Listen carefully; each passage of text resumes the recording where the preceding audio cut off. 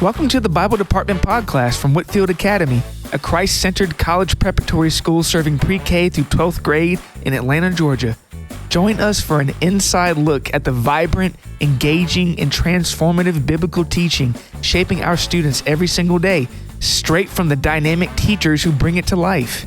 In this episode, Whitefield Middle School Bible teacher Todd Baker walks us through John 6 in the feeding of the 5,000, reminding us that God's provision is always more than enough. So sit back, relax, and enjoy. Bible class is now in session. Hey everybody, this is Todd Baker. I am the middle school Bible teacher here at Whitefield Academy. I teach 6th grade Bible, and our focus is the Gospel of John specifically, but in general, we try to touch on every gospel, so all 4, Matthew, Mark, Luke, and John. So today I want to focus on John chapter 6, and it is the feeding of the 5,000. So we're looking at verses 1 through 9 in one section, and then verses 10 through 13 in the next section. So hear me as I read this. Starting in verse 1. Sometime after this, Jesus crossed to the far shore of the Sea of Galilee, that is, the Sea of Tiberias. And a great crowd of people followed him because they saw the miraculous signs he had performed on the sick. Then Jesus went up on a mountainside and sat down with his disciples. The Jewish Passover feast was near. When Jesus looked up and saw a great crowd coming toward him, he said to Philip, "Where shall we buy bread for these people to eat?" He asked this only to test him, for he already had in mind what he was going to do. Philip answered him, 8 months' wages would not buy enough bread for each one to have a bite. Another of his disciples, Andrew, Simon Peter's brother, spoke up. "Here's a boy with 5 small barley loaves and 2 small fish, but how far will they go among so many?"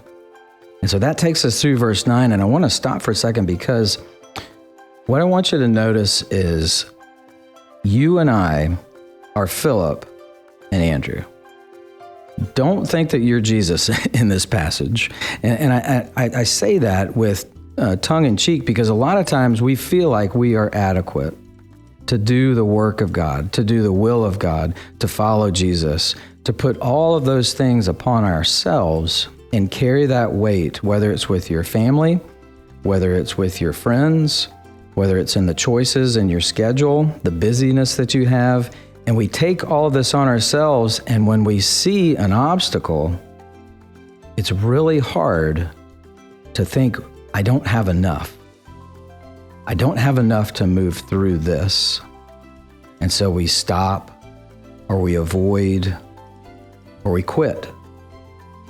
And Jesus, in his grace and mercy, he reminds them lovingly and full of just patience in the next verse. So in verse 10, he says, look, have the people sit down. And that's all he says. Now, John gives us a little bit of commentary and setting. So the plain that Jesus fed the people on was on the northeast shore of the Sea of Galilee. And it's a beautiful location. And there's plenty of grass, is what John says. Plenty of grass in that place, and the men sat down, about 5,000 of them. Jesus took the loaves, gave thanks, and distributed those to who were seated as much as they wanted. And he did the same with the fish. When they all had enough to eat, he said to his disciples, "Gather the pieces that are left over, let nothing be wasted." And so they gathered them and filled 12 baskets with the pieces of the 5 barley loaves left over by those who had eaten. Now, that communicates just the opposite of what Andrew and Philip were thinking. Andrew and Philip were stuck on the physical inadequacy. They just didn't have enough. They were the 12 disciples and were following Jesus and were walking through this spiritual high, and all of a sudden there's an obstacle to what they could see. And what Jesus was trying to do was to help them to see the unseen, because that's what God can do. In our limited view of life in our world, we just can't see beyond the day-to-day. We can't see the next thing. We can't take the next step of faith sometimes unless we can see it. But see, the nature of faith in God is that we can't see, and that we see one step in front of us because he holds the light right out in front and says, just follow me. Just have everybody sit down and know that I'm about to do something beyond what you believe I could do. And what I want you to know is that I'm not just adequate to help you in this situation, but I'm beyond adequate. And we use this word abundant when we talk about God and his abundance and how he provides for us. In the capital campaign that we just experienced here at Whitefield, God was more than abundant when we asked, though we may have seen obstacles in funding and going, wow, this is such a huge thing to ask for. Whether it's at home, where you're struggling with something very personal and you go, I am inadequate. I just keep failing in this area of my life, whether it's your spiritual life, whether it's your financial life, whether it's in discipleship, or even just learning to be disciplined and stick to a schedule and not overschedule things. All of us struggle with those things. Every human being does. And that's why I say we are Philip and Andrew. And if we position ourselves there just for a second, then we can start to realize that God is more than adequate to help us to move forward. But what must we do?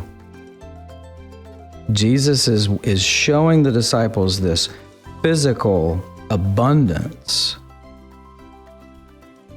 so that they might believe that he is capable of doing this again and again and again.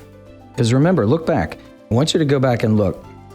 What does Philip say? He says, 8 months' wages would not be enough to feed all these people, to have one bite. Andrew says, here's a boy. Now, listen, he focuses on the smallness of the barley and the smallness of the fish. And there's no way it could feed all these people. But what's cool is this. Now that you've been focusing on those two, I want you to think of yourself as the child who brought the food to Jesus in this moment.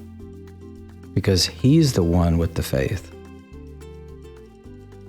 He's the one that believes that Jesus can do it. And what does he do? He doesn't just say, here's part of my snack. Here's part of my meal. He offers the entire thing to Jesus. And look what Jesus does. There are 12 baskets, not just sort of full. And don't think of a small offering basket, at church where you pass it around. The baskets were enormous and would have fed a person for multiple days.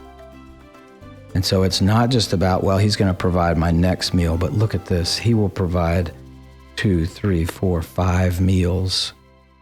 And I don't have to worry now. And so if we can be like that child, if we can remember that Jesus isn't calling us to know more than everybody in the room, he's just calling us to believe in him and to remember that he is capable of using you to do something amazing today.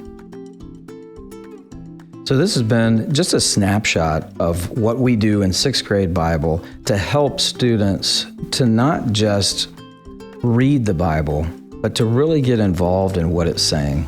And I hope this has helped you today to kind of get that picture of walking through a passage and understanding it in the Gospel of John. Thank you so much for listening.